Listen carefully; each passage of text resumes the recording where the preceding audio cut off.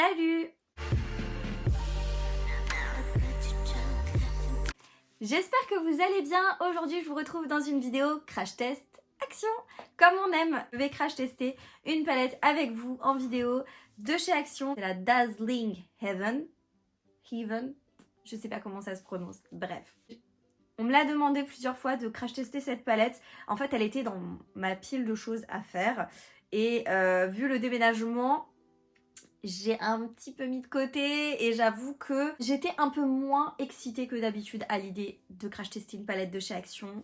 Je vais vous expliquer pourquoi tout de suite. Avant ça, je vous laisserai vous abonner à ma chaîne YouTube si c'est pas encore fait. Vous avez le bouton s'abonner qui est juste en bas de l'écran. Vous cliquez dessus et vous ne manquerez pas mes prochains contenus. Pour en revenir à cette petite palette. Donc c'est une palette donc, de la marque Fab Factory que vous retrouvez chez Action pour un prix de moins de 5 €. Je sais plus exactement le prix. Mais voilà, c'est une petite palette comme on en a déjà eu dans cette collection de palettes. Pour l'intérieur, elle se présente comme ceci. Donc en haut, vous avez toujours un petit tuto en fait de comment vous maquiller. Et en bas, vous avez donc du coup les fards à paupières. Il y a 18 fards à paupières à l'intérieur et vous avez plusieurs contenances de fards à paupières. À chaque fois pour ces palettes-là, vous avez plusieurs contenances. Je regrette encore le fait qu'il n'y ait pas de miroir à l'intérieur parce que ça m'oblige en fait à prendre un miroir à main pour faire le crash test. C'est un peu pénible, mais bon, après pour son prix, on va pas non plus se plaindre. Mais voilà, donc voici pour l'harmonie un petit peu colorée. Et c'est une palette qui est vegan. Donc vous avez 8 fards mat de 9,5 g, vous avez 4 Mixed Color Eyeshadow de 1,2 g, 5 Shimmer Eyeshadow de 1 g et 1 eyeshadow de 1 g. À chaque fois, c'est très compliqué de comprendre quoi et quoi, hein, clairement, sur cette petite palette, mais c'est pas grave. Voilà. Alors, en ce qui concerne le packaging, je le trouve très joli, comme d'habitude, c'est un peu holographique, tout ça, c'est très très beau, c'est un esprit un peu marbré dans le fond. Je les trouve très belles. Cependant, moi, je les ai quasiment toutes, il me semble, ces palettes. Notamment d'autres modèles comme la Dream et la Bliss. Et je trouve qu'on est un petit peu sur la même chose. Alors, c'est moins holographique, donc celle-ci, là, cette nouvelle palette est très holographique. Les anciennes le sont un peu moins. Ça va être plus sur l'écriture que ce sera holographique. Comme je vous disais, donc la Heaven et par exemple la Dream, la Bliss, je trouvais qu'elles se ressemblaient pas mal et j'avais cette impression quand j'étais dans le magasin et que j'ai pris la Heaven. Par contre, quand je l'ai ouvert, je sais pas, je me suis dit, c'est pas transcendant en fait au niveau de l'harmonie des fards. Je vais vous montrer tout simplement à côté, par exemple, la palette Bliss, donc juste en dessous. Je sais pas si c'est le fait que l'intérieur est quasiment de la même couleur, mais je trouve qu'on est sur quelque chose d'un peu moins vibrant. Je dirais un peu moins vibrant, mais après on va être dans les mêmes harmonies de couleurs. Après, c'est sûr que par exemple dans la Bliss, il y avait notamment ce fard là qui était assez compliqué à utiliser. Enfin voilà, il y a des fards qui sont pas très très faciles à utiliser, mais je sais pas, je trouvais que c'était plus vibrant, ça me donnait beaucoup plus envie de la tester dans la Bliss que dans la Heaven. On a aussi, j'ai remarqué une similitude dans les fards. Par exemple dans la Dream, je savais que il y avait un phare qui était identique. Par exemple, le phare Zzz, donc ce phare-là, le phare marronné très foncé, on le retrouve dans la Heaven, mais il va être un tout petit peu plus clair quand même que celui de la Dream. C'est pas exactement les mêmes, mais voilà, là vous avez la Dream en dessous et la Heaven au-dessus. Je trouve quand même que les palettes sont très similaires à peu de choses près. Il y a vraiment des fards un peu différents. Et en fait, par exemple la Dream comme dans la Bliss, je trouvais qu'il y avait des fards un petit peu nouveaux avec une couleur, une façon d'impression dans le pad différente qui me donnait vraiment envie. Et là, c'est très plat finalement dans la Heaven. Vous avez des fards mat et des fards irisés, mais il n'y a pas vraiment de fards qui sautaient à mes yeux comme ça que j'avais envie de tester. Voilà, on est dans une harmonie un petit peu marron, violet, prune, doré, champagne. On est dans des choses assez portables. Je pense qu'on peut faire des looks de soirée comme des looks de jour très facilement. Voilà, ça reste une petite palette accessible à un prix très correct. Donc je peux pas non plus la descendre à 100%, mais c'est vrai que je suis un peu moins emballée que les précédentes que j'ai pu acheter chez Action. Donc je vais vous laisser tout de suite avec le crash test de la palette. On va réaliser ensemble le make-up que je porte là actuellement. Et du coup on se retrouve à la fin pour le brief final. C'est parti pour le test. Je vous ai un petit peu rapproché de moi pour qu'on puisse mieux voir ce que je suis en train de faire au niveau des yeux. Je sais pas vraiment ce que je vais faire à chaque fois que je me lance en fait dans un make-up comme ça, je sais jamais exactement quoi faire. Mais c'est pas grave, on va y aller, on va y aller à l'impro en fait, tout simplement. Ce que je fais, c'est que je vais dans un premier temps prendre un pinceau estompeur comme ceci et je vais tout d'abord commencer par la couleur Zzz, qui est juste ici du coup. C'est un marron assez foncé. Je crois que c'est le marron le plus foncé de la palette. Je le prélève avec mon pinceau estompeur et je vais venir le positionner dans mon creux de paupière. Alors j'ai mis un peu d'anti-cerne en guise de base, comme j'ai l'habitude de faire. Et voilà, donc je viens déposer ça dans mon creux de paupière. Et je vais juste vraiment le mettre, en fait de sorte à ce qu'il redescende vraiment là. Donc je le positionne vraiment sur tout le contour en fait de mon coin externe. Ensuite j'ai bien envie de tester en fait le noir de la palette, donc le Black Velvet qui est juste ici, et je vais le prendre avec un pinceau un peu plus précis comme ceci. Ça a l'air un petit peu poudreux. Et je vais juste venir en fait en déposer plus précisément dans mon coin externe. Alors franchement faites attention avec le noir pour pas que ça en mette partout.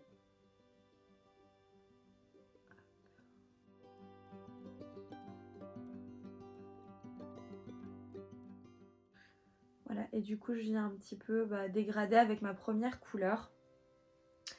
Ça va être un peu foncé, mais c'est pas grave. Le noir est pas si noir que ça, je trouve. Il est un petit peu gris foncé, très très foncé. Il y a des noirs qui sont beaucoup plus intenses au niveau pigment, mais ça va, c'est assez correct pour le prix de la palette. Donc je vais juste reprendre mon pinceau fluffy du départ et je vais venir en fait balayer par-dessus. J'ai vraiment envie d'essayer la teinte juste ici, la Royale. Ça me tente bien cette espèce de kaki très pigmenté. Enfin, il a l'air très pigmenté. On a un pinceau plat comme ceci et je vais venir prélever ce fard. J'espère qu'il se prélève bien. Ça a l'air de bien se prélever. Par contre, ça va être assez foncé. Et je vais venir en fait le déposer sur une partie de ma paupière. Waouh! Alors celui-ci par contre il est vraiment très très très joli. Par contre c'est un petit peu poudreux, donc je trouve qu'il y a quand même des chutes très très beaux. Je sais pas ce que vous en pensez, mais moi je le trouve vraiment très joli. Donc je voulais pas faire quelque chose de très foncé, mais finalement je suis quand même partie dans quelque chose de foncé. Bon, c'est pas grave, ça fera un look soir. Par contre je vais prendre un pinceau un boule un peu précis comme ceci. Je vais juste reprendre un peu de noir et je vais essayer de faire quelque chose d'un petit peu plus net là au niveau de la transition. Donc je reviens en déposer vraiment de façon très très très localisée, parce que du coup on a dit qu'on fait quelque chose un peu de soirée. Hop. Donc voilà, j'essaie d'être assez précise. Vraiment sur le côté, en fait, on va essayer de fondre en fait les deux fards ensemble avec cette espèce de kaki. Je vais juste reprendre mon premier pinceau estompeur, le tout premier que j'ai utilisé, et je vais juste venir vraiment, mais alors là on balaye les bords, mais très très très doucement du make-up pour avoir quelque chose d'un petit peu plus fondu, un petit peu plus joli. Ensuite, je fais avec les pinceaux qui me restent. Dans le précédent crash test Action, j'avais déjà pas vraiment beaucoup de pinceaux parce qu'ils sont déjà emballés en fait dans les cartons pour pouvoir les emmener dans l'autre appartement. Donc je vais prendre un pinceau parce que comme ça, il est un peu biseauté, un peu fluffy, enfin j'ai pas trop le choix. Et là, j'ai bien envie de prendre quelque chose d'assez clair. Le Iced Latte, je sais pas, cette teinte-là. Donc c'est une teinte un petit peu champagne. Ouais, un peu champagne, comme ceci. Et en fait, je vais venir l'appliquer un peu plus devant, sur la petite partie en fait qui me reste. Pour le coup, un petit peu moins pigmentée que la précédente, j'ai l'impression. Je vais venir juste la descendre jusqu'au coin interne. Voilà. J'ai quand même des petites chutes de fard en fait, mais c'est pas grave, je les enlèverai tout à l'heure. Je vais faire mon ras de cils inférieur. Alors par contre, on est dans des teintes un peu kaki. J'ai bien envie de faire un ras de cils inférieur un peu prune, comme ça, parce que je pense que ça va très très bien le faire avec ce côté un peu kaki. Je vais prendre le Sangria, qui est juste ici. Et je vais l'appliquer un pinceau un peu plus précis, un peu fluffy comme ça. Et donc je prends la teinte Sangria. Oula, teinte qui se prélève extrêmement bien. Je pense qu'elle fait aussi pas mal de petites chutes. C'est assez poudreux hein, comme palette. Et je vais venir juste en appliquer sur le ras de cils inférieur.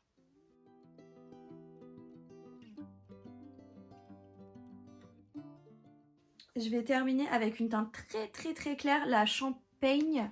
Donc juste ici. Et je vais l'appliquer en fait en dessous de mon sourcil.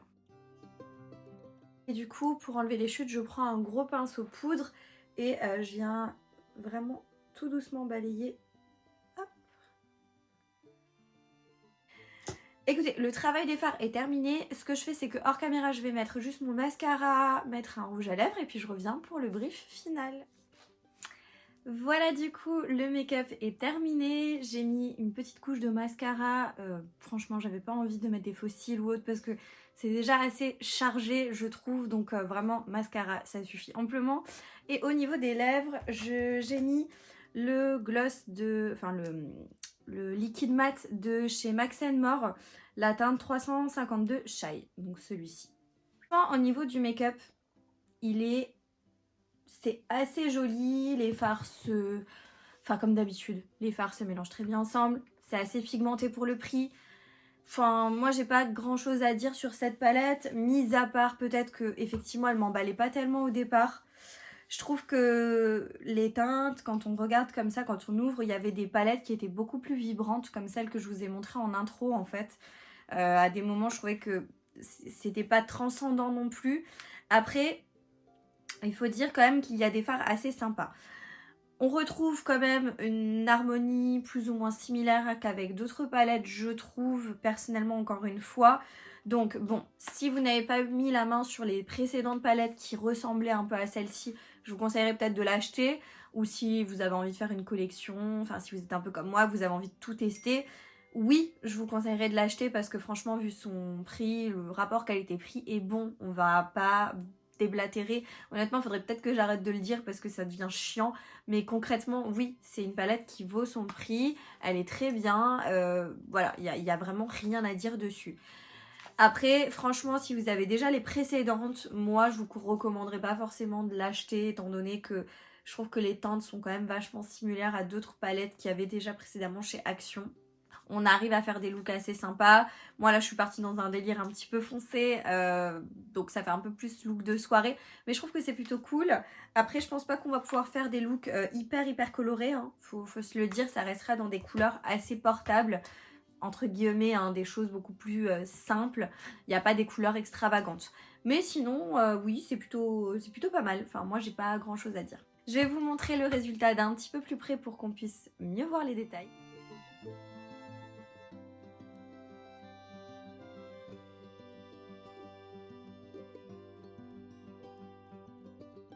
Donc voilà pour cette vidéo, j'espère qu'elle vous aura plu. Moi ça me fait toujours plaisir en fait de crash tester des choses et de les partager avec vous pour vous donner mon avis.